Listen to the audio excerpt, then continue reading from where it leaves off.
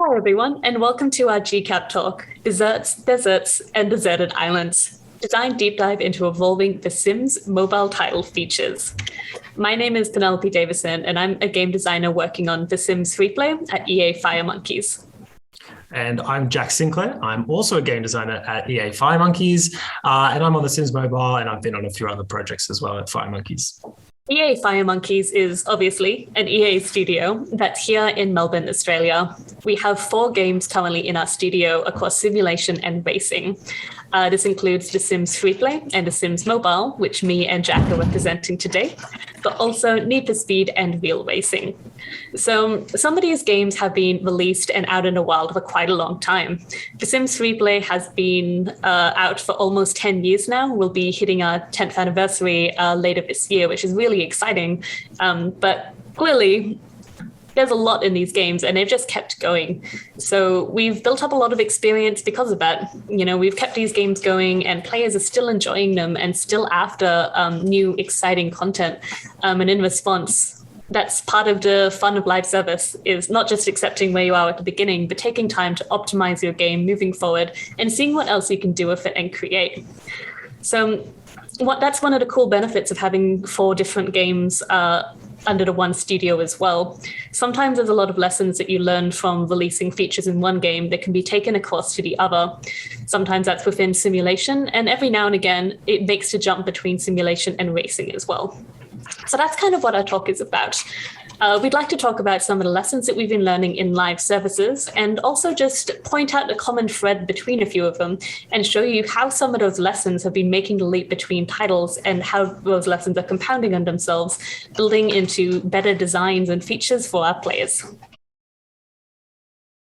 So the Forever game, charting new ground in a familiar world. As mentioned, The Sims Freeplay is almost hitting 10 years, for example, and Sims Mobile, how long has that been out now, Jack? It's like 4 or 5 years, not as long as The Sims Freeplay, but still a while. Still getting there, you know? And so a big question that can come up sometimes is, what do you do next? How do you keep going when sometimes it feels like you've done everything?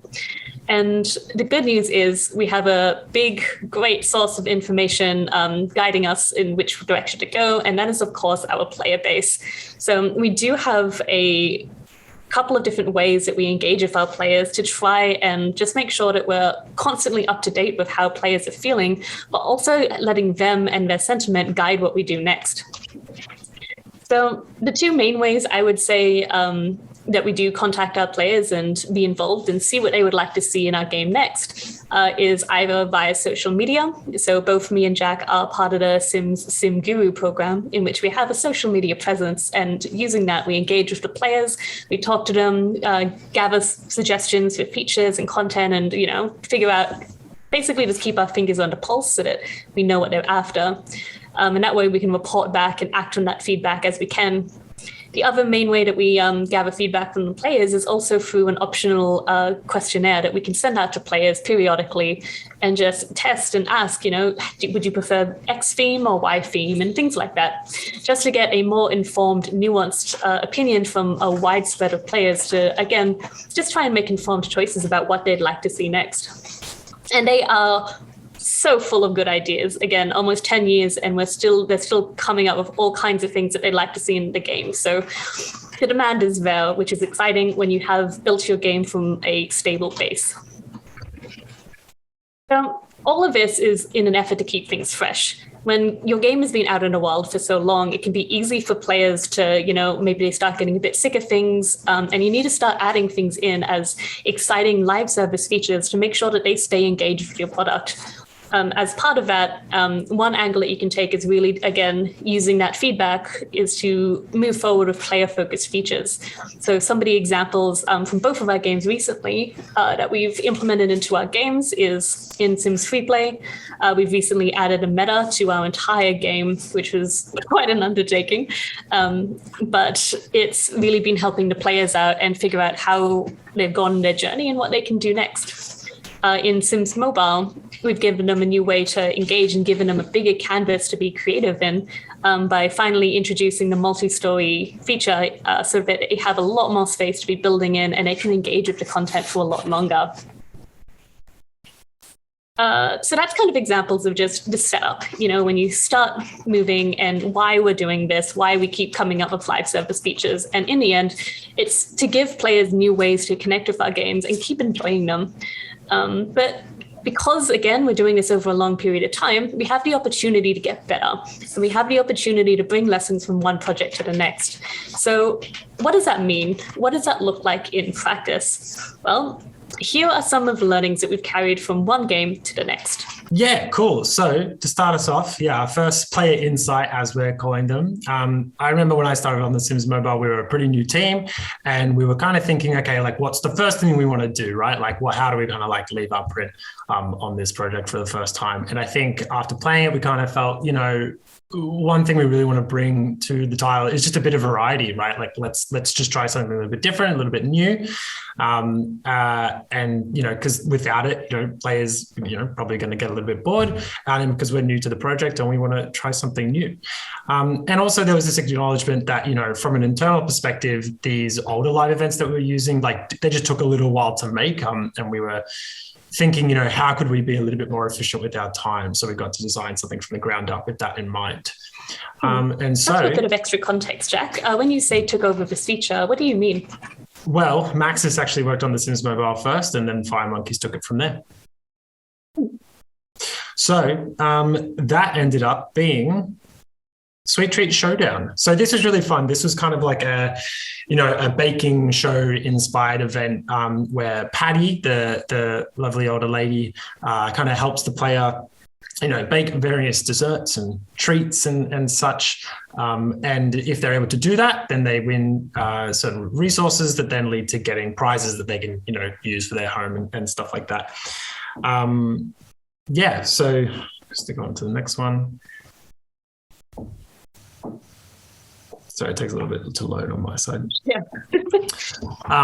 So the way how that ends up kind of looking is something like this. So the player is in this kitchen. They've got their sim and they're tapping on these little appointments. And what that does really is, just increase the chance they have to actually successfully bake the cake. And they have sugar that they can use towards that goal. So from there, the player has these great cutscenes. So this is kind of one of the newer things we did. We've got the really cool intro cutscene where your sim kind of goes up against your rival sim who has baked the thing you're trying to bake, and you're inspecting it, checking it out, seeing what this is all about. And then at the end, you've got this like reveal cutscene to see, have you successfully baked the cake? And this results in some great moments. Like we've taken a moment that is really exciting. I'll have an example that comes up later on, but this was really cool. This isn't really something that we had seen in the game prior to this. And so the next slide. Yeah, and so the kitchen itself was also really fun because this was something that like remains in the area as long as the event is active. But depending on seasonal times of the year, we can like completely redress it, right? So for the holiday season, we've got like nice big tall Christmas trees, green and red, and for Halloween something a little bit spookier with I think there were some ghosts in the trees and dead trees and classic orange. And as an example of the dessert disaster for Christmas, we added a gingerbread house that it inexplicably catches fire if you fail. So I mean overall it was a great feature. It was received really well. It was really fun to work on. Great. So that was inspiring to us over on The Sims Freeplay.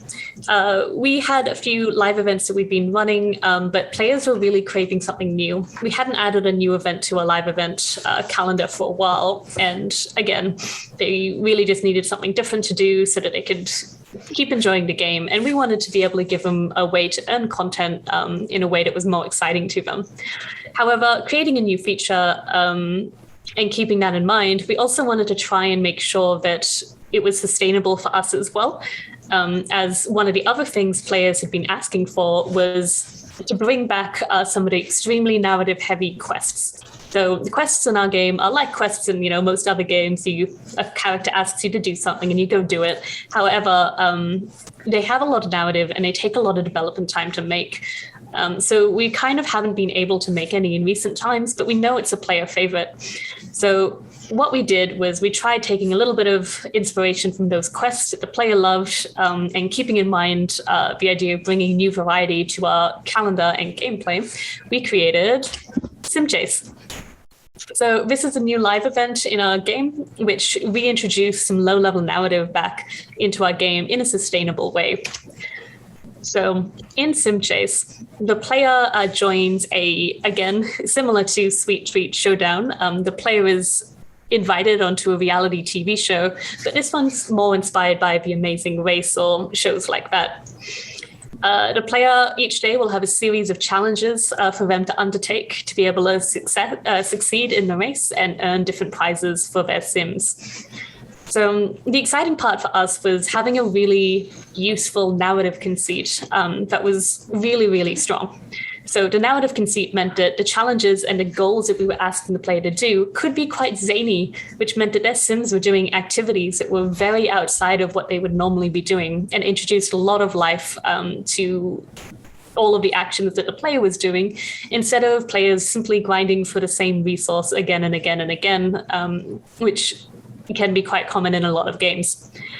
The other exciting thing that we were able to do with this narrative theming was that for each day that the player was completing goals for, they would complete a mix of generic goals that were pulled from a random pool, but they would also complete individual themed bespoke goals, so that every time we ran a Sim Chase live event, the player would have a full new experience that was themed with new items, new challenges, all to do with the overall theme. So for example, in the example I'm showing on screen, which is a maximalist event, they would have clutter-related challenges that would all pull it all together so that they can still create an inherent story without us having to do, without it being as developmentally unsustainable for us to create. This event is now permanently basically on our calendar, as it's efficient for us to make, but also a full new experience for the player. Back to Sims Mobile. Seeing all the cool stuff going on in Freeplay with the narrative, I think that was definitely something we kind of wanted to riff off of. So we were thinking, we had Sweet Treat Showdown. We're like, right, we've got Patty, and she's pretty cool. What if we had an event with a more central character, a bit more of a story, and maybe a bit more progression as well? Like, this idea of determinism. How is the player progressing through the event, just besides, accruing more resources, getting more prizes? Like, is there a little bit more going on? Which leads us into the treasure hunt. So this was really cool. So the basic idea is that, the player has been sort of, recruited, whether they like it or not, by Small Fry, our cool kid NPC, to, look for treasure. And by doing so, access weird things apparently kept underground. So the way that works is, they come into these events, because we just have a basic event system in the Sims Mobile, but they do different appointments, actions in the scene. So like in this case, using a metal detector to look for treasure, and I think this was something that players are a little bit more familiar with, whereas Sweet Treat Showdown was like very different, and that was very much the goal. They had been doing Sweet Treat Showdown a lot, and they were like, we want something that we kind of know and a little bit more familiar with. So this was definitely that for players. So cool. The event structure. So the basic way it works is we also have quests in the game.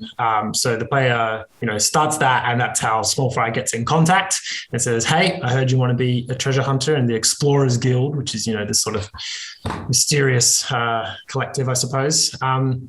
And as the player progresses through that quest, they actually unlock these locations on the map. So what we're looking at here, they're all unlocked, but when you start, it's just your home. So as you progress through the quest, you unlock the first location and then the second location and so on and so forth. Now, when you go to those locations, you do the event like we saw, but it costs clues. So to get these clues, you need to go home, do some research, and that will lead to you getting the clues you need to do the event. And when you do them, you get resources you need to get the prizes as well. So with narrative in mind, we really wanted to, have a prize structure that reflected that, right? Instead of it just being like, oh, cool, you got a prize. Can we make it a little bit more interesting? I think we really did that. We've got this really cool thing it's kind of like an inverted pyramid where the player starts on the first row. So they've got 5 prizes that they can choose from. And to unlock the next row or a prize from the next row, you have to craft the 2 prizes above it or buy the 2 prizes above it. So in this case, you can see the players like, I really like that skirt. I really like that top. They've gotten them.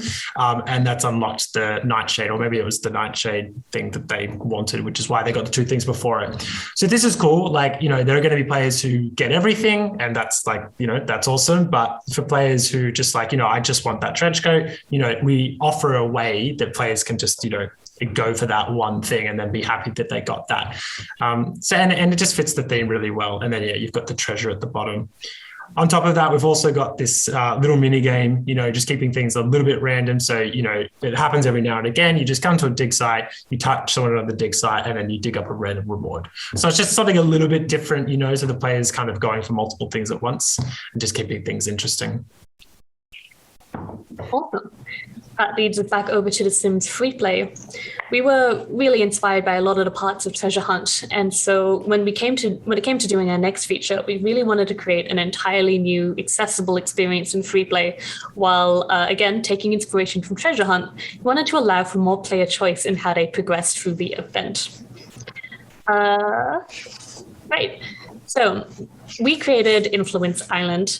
So once again, we were carrying on the theme of adding diversity of gameplay, in which we wanted to create an event system which worked very differently to the other ones to keep the player engaged, and we've definitely done that in this one. However, one twist that we were really pleased to be able to include was that this event is more accessible and more balanced towards all of our different players. So because we're such an old game, an interesting design challenge we often come across when making live events is that some players are at lower levels, other players are obviously more advanced and are often sitting at the level cap. So how do you make a live event that means that any player at any level will be equally challenged by the event without making it feel inherently unfair on the older players? So Influence Island was really great because in this one, it only requires one character or one sim from the player to play the event, which is very different from most of our other events, including Sim Chase, where you need multiple of the sims or the players' characters to be able to participate. So any players who don't have many characters are at an inherent disadvantage. So Influence Island was an even playing ground and more accessible to a wider percentage of our players. So that was already a good start. As a feature itself, this is another entry into our Sims TV universe where we created another game show similar to, what is it, like Lost? Not Lost.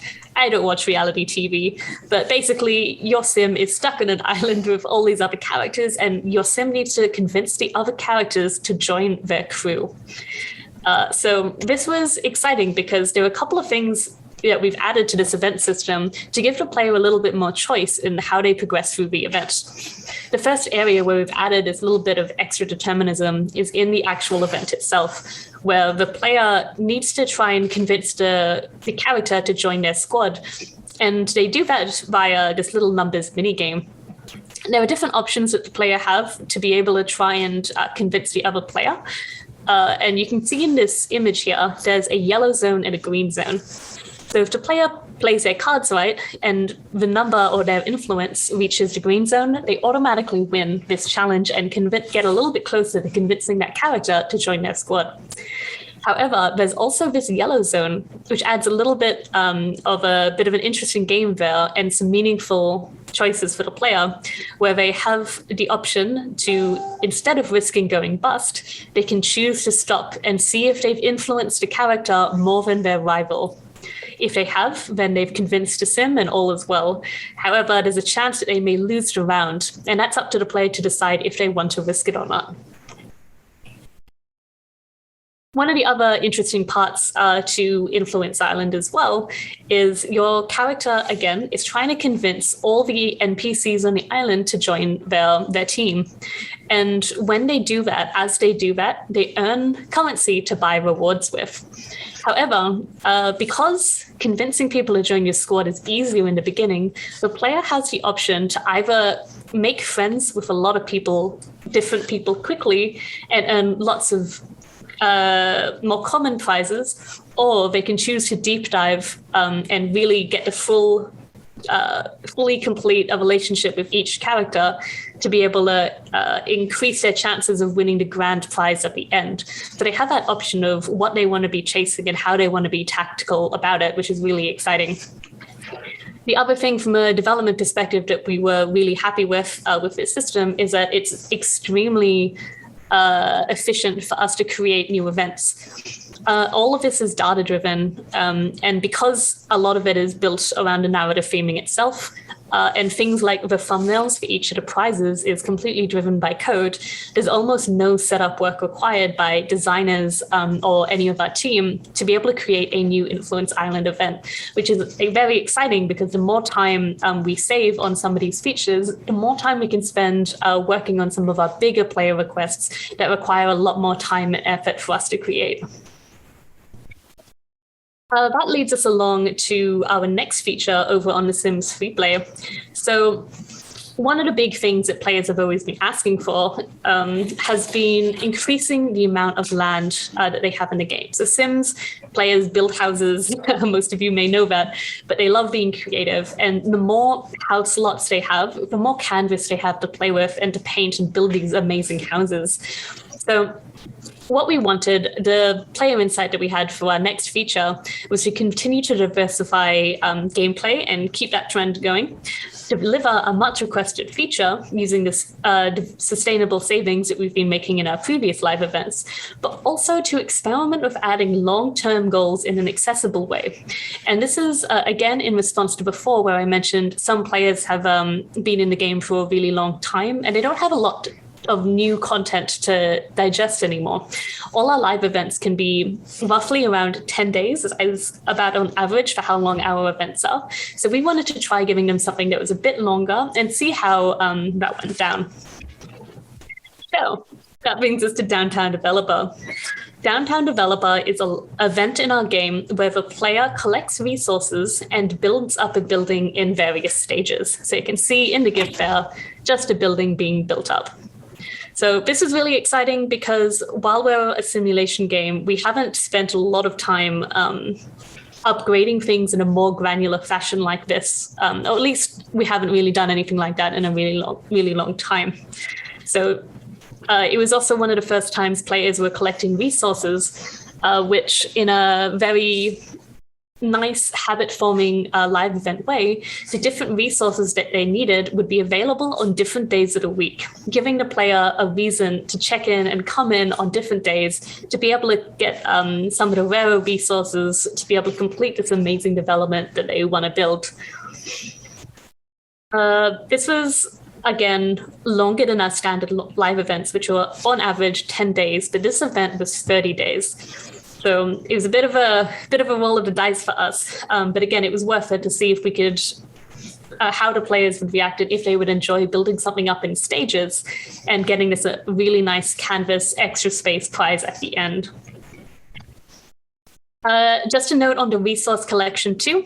We didn't want to do one of the same things that we did in our previous events, where when they're collecting resources, previously they've often done that in the same in-game location, and they go to the same place every single time, which is sometimes very frustrating to the player. It gets quite repetitive. So at the very least, one thing that we were happy to do was when they collect resources, they appear in a random location, which means that the player is going to different locations, different community space locations in the game that they've already unlocked, but it gives new meaning to these spaces. This was great for a lot of reasons. Like both, it breaks up where they're going. They get to re-see different parts of the game that maybe they haven't been to in a while, but it also adds so much more diversity into how they're playing this game without the development costs for us going through the roof. It's giving life to this old content that we've created, and just finding a way to give it new meaning, which is really, really exciting. That's one of the best things you can kind of do in live service sometimes, is looking at what you've got and figuring out new ways to give it meaning. Cool. Yeah, so on the Sims Mobile, we've got Sweet Treat Showdown, we've got Treasure Hunt. What's next, right? I think we felt like we want something that's going to exist in the base game, so not something that's a limited time event necessarily, but something that is always there. And we want that to be a long-term investment, right? Like similar to Downtown Dev, we want something that the player is sort of always investing in, always working towards. So let's get something like that. And also, and this is something that I think a lot of games deal with, especially in live service at least, we add heaps of content, right? Like every single time we run a new event, that's like a whole new slew of new content that then, kind of, if we rerun it, it comes back, but otherwise, it doesn't come back again. So, it feels like there's an opportunity there, right? Like we can be smart about this. Let's somehow reuse this and not just reuse it, but like surface it to new players, right? Who might not have been there for that event, which happens, pretty often. We get a lot of new players, but also for existing players, maybe they didn't get everything from the event that they wanted. Maybe they missed out on that one thing, so this, can we present them with an opportunity, to go for those items that they missed out on? So that came to be as the Eco Workshop. So this was a particularly cool opportunity because we got the chance to work with The Sims 4. So Nox, our central character, we always kind of have a central character, but in this case, he's actually from the eco-friendly pack. I forget which one from The Sims 4. So what the players are essentially trying to do is craft these projects. So these projects are what the player is crafting. So this is the content from, previous live events and such. So as you can see, it's pretty random. We've got like a squash set and a gnome and some leggings, but that's interesting, right? Like those are the things the players want. And they need a few things to do that. They need thread, tape, and nuts and bolts. You can hold limited amounts of each, and then you slowly deposit it into one project. So it's kind of also encouraging people to, you pick something, and then once you start contributing to it, you're kind of like, right, I need to finish this. As for the event, so it's taking place in this workshop, and the actions the player doing are kind of more building, crafting, so banging things together, threading things, painting things. As you'll see, it's pretty bare bones there on the left, but in the next slide we'll see how it upgrades. But yeah, all these actions kind of mean that the player is finishing the event sooner and quicker. As for the lot itself, so yeah, this is probably like this is the coolest thing about it. So the player starts off and it's basically just like an abandoned shipping crate container. And then you're, I guess, recycling that into this cool makerspace. I was really inspired. The Docklands library is awesome. You can see the glass windows are probably inspired by that. But I remember going there and there's just like 3D printers and there's computers and there's knitting stuff and there's obviously books, but there's like table tennis, and just like all this different stuff. I was really inspired by that. I thought that was really cool. And yeah, so what the player does, kind of like Downtown Dev, they're kind of upgrading this lot, but I wanted to take a step further, and I really like the idea that those upgrades actually had an effect on the event. So as you upgrade the workshop, you get various benefits. So, you get to do actions quicker. You get more thread or bolts or whatever from various moments. And in the big update, the big upgrade, you get the whole lot to move to next stage. Also kind of like Downtown Dev, right? We've got the schedule. So this is really good. It's just like, house build routine, players are coming back Monday, Tuesday, Wednesday, depending on what it is they need, right? So it's kind of nice because if the item you're going for, like if there's an item you don't want, or rather if there's an item you do want and it doesn't need much thread or whatever, then I'm like, right, okay, I care less about Thursdays, I care less about Wednesdays, but I'm really gunning for Monday and Tuesday because those are the items I really need. So just kind of like, I guess giving players that option to sort of pick what days work for them, choose how they want to play. And yeah, this idea of, I guess, exposing older content in different ways is actually something we've seen in our other titles as well. So Real Racing has like a vault or seasons where you can just access the different events. And as you can see, because they're timed events, 5 days, 7 days, it's kind of nice because players can start that, when it works for them, as opposed to being like, it starts on Tuesday. They can just be like, right, I'm up for a 3-day event. I'm up for a 7-day event. And very similar to Need for Speed as well. You can pick which story you're kind of wanting to chase, what car you're after and that sort of thing. But coming back to The Sims Freeplay, there have been a lot of lessons that we've learned so far in determinism, development, sustainability, narrative, and all of these wonderful things. So we wanted to know what would happen if we took all of these learnings one step further, and what would happen if we tried delivering on one of the most highly requested and large-scale development features. So for us, this large-scale feature was Sim Springs. So players, like in Downtown Developer, where players are trying to earn a new lot so they have more canvas and space to build on, players have been begging for a new town map where they have lots of new space to build on. And taking inspiration from both Downtown Dev and Eco Workshop, where you're upgrading a space in different stages, we wanted to see how we could use that as well. So this was really exciting for us. We haven't done this before, but we decided to use a mix of old, tried and true mechanics and all of these new upgrade paths. So basically for Sim Springs, how it ends up working is the player upgrades homes, individual homes, within a single neighborhood. Then they upgrade the neighborhood. And by upgrading neighborhoods, they upgrade the entire town of Sim Springs. So there's a lot going on in this feature. This is one of the biggest ones we've made in a while. And so the player isn't just upgrading a single lot like they are in Downtown Developer. They upgrade a lot, and then they upgrade again the whole neighborhood before they upgrade all of Sim Springs. There's a lot of development lessons that we brought into this, and I'll try breaking it down as I look at each part individually. So the first step of Sim Springs is the player upgrades homes. So the way we did this was, instead of the player just building a home and paying an upfront cost, which was how we've done things in the past, we wanted to make it more of a journey for the player. So we took inspiration for Sim Chase, where in a Sim Chase event, there's a mix again of bespoke goals that tell a story and generic goals that are just pulled together. With Sim Springs, we made individual goals for every single lot so that each lot would tell a different story. So one lot, you might be experiencing a sim going through a midlife crisis.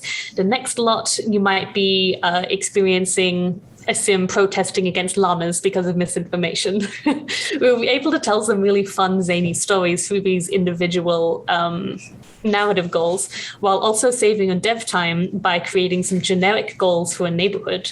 These generic goals for a neighborhood were also exciting because we could differentiate one neighborhood in Sim Springs from the next neighborhood. But still using these shared goals within a neighborhood meant that we were cutting down on time. So there's a lot of diversity going on there in narrative, which was really exciting. However, we also added a lot of determinism and agency for the players in the goals themselves as well. Something we haven't done before in any of our events is introducing build tasks into the game. So when the players are upgrading these homes one by one, they're also asked to build them. So they have challenges like place 3 bookshelves in this lot or place 6 windows. And as they get these challenges over time, the player is encouraged to creatively build up these houses in whatever way they want, which was very, very exciting because it's a very different kind of live event that engages different players and allows them to tap into that creativity and be rewarded for it. One of the other exciting things, so after they've built each of the lots, then the player has the opportunity to upgrade the neighborhood with new exciting prizes. So again, we know from Downtown Developer that players were enjoying having longer term goals. And so that's why we've added these neighborhood tasks as well, so that they'd have a higher level progression that they can work towards. So as they upgrade their neighborhood, you can see in the GIF that the neighborhood visually gets better and better. So they get grass, they get trees, street lights, all kinds of fun stuff. And when they visit another player's town as a social feature, they can see how the other players have done it as well. So there's a lot of incentive there for them to upgrade these neighborhoods. Those build goals I mentioned that allow the player to be creative, like place 30 windows or something, are all in the neighborhoods as well. Again, encouraging the player to be creative, but we also made sure to theme them to encourage the player to, in different neighborhoods, build differently and tell different stories. So as part of sustainability for us as developers, building a whole new town built up of different separate neighborhoods that are all broken up even further into various upgrades, that's a huge undertaking. So to make it more sustainable for a development feature and for us to actually release it to players, as opposed to building it for 6 years and never releasing or potentially never releasing, we've broken it up so that we can release each neighborhood separately so that we can slowly over time releases content along a live service cadence, which is excellent because it means that players can stay hyped for longer. They have more time to think about what they're going to do next. From us on a dev perspective, it spreads out the workload and allows us to make adjustments and fix things up as we go. So this was a really, really exciting undertaking for us to have done, and I'm so excited to see how we end up progressing with it and letting the players upgrade the entire town more and more as they keep playing. Yeah, and I think similarly on TSM, our sort of creme de la crop of features where we take all our learnings and we bundle into one thing, is coming up. And we were thinking about, how can we have something with a bit of long-term investment, that narrative that, we really had a lot of success with Treasure Hunt, and, have those mechanics that like forming routines and bringing players back, which kind of all came together as the Sim Festival. So yeah, this is a great feature because it's kind of like it sits on top of everything going on, and I'll break it down a little bit. But it kind of starts with this, like the rewards, right? So one of the big cool things we added here is that it was a way to unlock new, characters, NPCs in your town. So up until this point in the game, it's been out for a few years. You see, Bill, who's always walking down the road. You're sick of seeing Bill. He's a nice guy, but it's not his fault. But now, you've got these new characters. So in this case, Vanessa is also from The Sims 4. So, I mean, a lot of our players play The Sims 4, not a big surprise there. So seeing players like from The Sims universe in general is really cool for them. And this is kind of a way to get more of those characters in their game. On top of that, we also, offered house templates. So this is a really cool feature because it meant that, players can actually start from an existing house as opposed to having to start afresh. Personally, I'm kind of like that. I'd like to start with a bit of a structure and then fill it and change it. It's quite daunting just to start from a complete clear canvas. Some people love that, everyone's different. And that's kind of also what we're going for, right? We're trying to cater to various different types of players. So the way the player gets those, rewards and characters and such is by completing tasks. So we have two types of tasks. We've got daily tasks, which, refresh every 24 hours. And this is pretty basic stuff. It's basically just like, hey, come into the game, do something, and, nice work. On top of that, we also have the season tasks. So these get added every few days and they don't get removed. Like they stick around for the entire event, but you get more every few days. So it's kind of good. It's just like, you've got those long-term tasks with the player, the goals are a little bit more sizable. It's like, a little bit more effort and something that they're coming back for every day. For players that come in like a little bit late or whatever, it means that those tasks that get added on in the season tasks, they've got more of those to tackle as well. So yeah, I think, the system worked really well. And the good thing about these tasks as well is that they reward you for interacting in all different parts of the game, right? So it's not like, oh, I want to do Treasure Hunt or Sim Festival. It's like, no, you by doing the Sim Festival tasks, it's often asking you to interact with these other systems. So in this case, you can see there's an eco workshop shift. So just by interacting with the eco workshop, I also get to progress in the Sim Festival, which is also really important, right? When you've got a game, like as you can imagine, as you can see, we have heaps of features in these games, right? In some cases, we can only have one at a time. And we don't want to divide the player's attention between too many things at once, right? It gets overwhelming. It's a really fine balance. So in this case, I think we've solved that by saying, by interacting with all the various places of the game, you get rewarded for that. Yeah, and I think this system allows us to have a lot of fun with the theming, right? Because we've got that character for The Sims 4, we can kind of build a lot of the content that the player is rewarded with around that character. So, with this top character, we've got the fun water slide. Vanessa, I think, was an aspiring actor. So, you've got this kind of like Hollywood chic content. And then we had a bunch of Japanese content. We had Yama-chan, who was this like, person in a big, cute, kawaii outfit, and then if you actually unlocked him and you married him, or you asked him to move in or whatever, if you took it off, he was this really hot. He was this really hot guy, which is just like a nice surprise for players to see that, because up until that point they don't know, right? So yeah, I think this just allows us to sort of wrap a lot of our features together. We've got Sweet Treat Showdown, we've got Treasure Hunt, we've got Eco Workshop. How can we tie all those things together and give the player something meaningful to work towards, whilst also interacting with those systems. And so with this, we sort of, we're coming to the end of the talk. Thank you for making it this far with us. We really appreciate it. We just kind of want to wrap things up with our key takeaways, right? Hopefully you've seen a bit of a pattern with the various features. It's about, looking at something that, Penny's done and being like, wow, that's awesome, Penny. Let's hash this out. I want to know what your thought process was. And then me going away and thinking, what do I want to bring to this? What's my twist? And, referencing other games, taking inspiration from all sorts of places like, the Docklands Library. But, at the end of the day, it starts with player engagement, right? As we mentioned at the start, with our Twitter accounts, with our surveys and all this sort of thing, we're sort of always checking up with players, what would you like to see in our titles? What don't you want to see in our titles? What is it missing? What do you yearn for? Tell me. So, that's really important. We're always thinking about that. And it's fun. We love talking to players. It's like an awesome thing to do, right? It's great. But yeah, in our features as well, kind of like with Sweet Treat Showdown, starting off there, variety in gameplay, keeping things fresh, bringing things new to the table, giving players different things to look forward to when they come back to their sessions. All of these things are like super vital to, having a healthy live service, as it were.